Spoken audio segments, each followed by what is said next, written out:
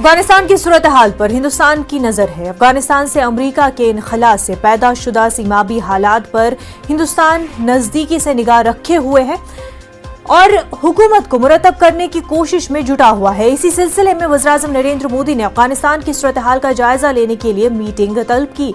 ज़राए के मुताबिक इस मीटिंग में वज़ीर दाखिला अमित शाह भी मौजूद थे। ख्याल है कि गुज़िश्ता दिनों दोहा में हिंदुस्तानी सफ़ीर दीपक मित्तल ने तालिबान के नुमाइंदे मोहम्मद अब्बास इस्तानिक ज़ई से मुलाकात की थी, जिसमें सलामती समेत अफगानिस्तान में फंसे हिंदुस्तानियों को बहिफाजत वापस लाने के मौजू पर भी बहस की गई।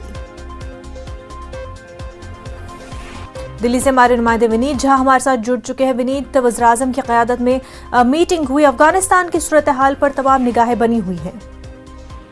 जी मुनज्जा, निश्चित तौर पर मैं आपको बताना चाहूंगा कि जिस तरह से कल हमने देखा कि कल शाम को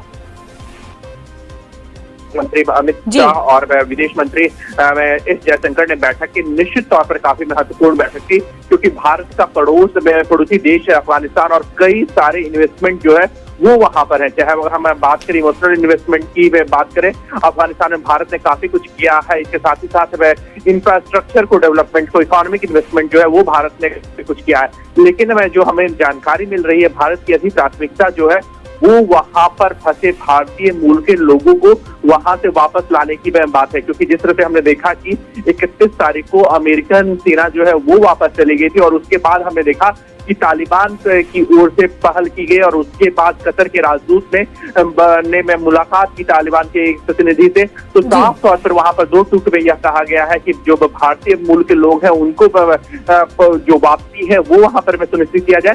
साथ ही साथ एक बड़ा सवाल वहां पर यह भी खड़ा होता है कि जिस तरह से जो अफगानिस्तान के अल्पसंख्यक है, जिसमें हिंदू आते हैं, सिख आते हैं, अगर वो चाहे वो अफगानिस्तान ही क्यों ना हो, अगर वो भारत आना चाहते हैं तो उन्हें भी आने दिया जाए। क्योंकि हमने जिस तरह से देखा कि पिछले दिनों अफगानिस्तान की ओर से साफ तौर पर निर्देश दिया गया कि जो अफगान नागरिक हैं वो वही रहे।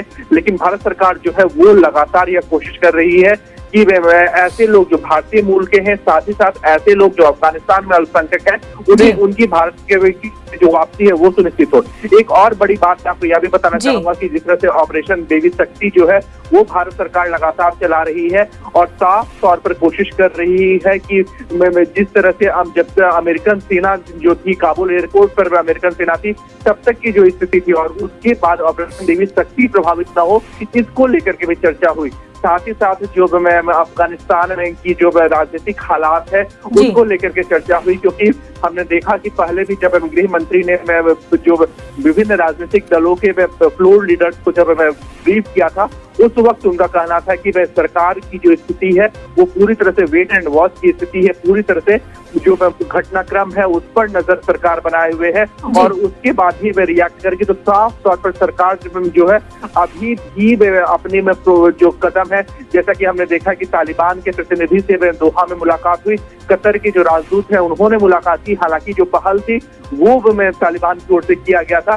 तो भारत सरकार जो है अपना जो हर एक स्टेप जो है वो संयमित में तौर पर लेना चाहती है, धीरे धीरे लेना चाहती है।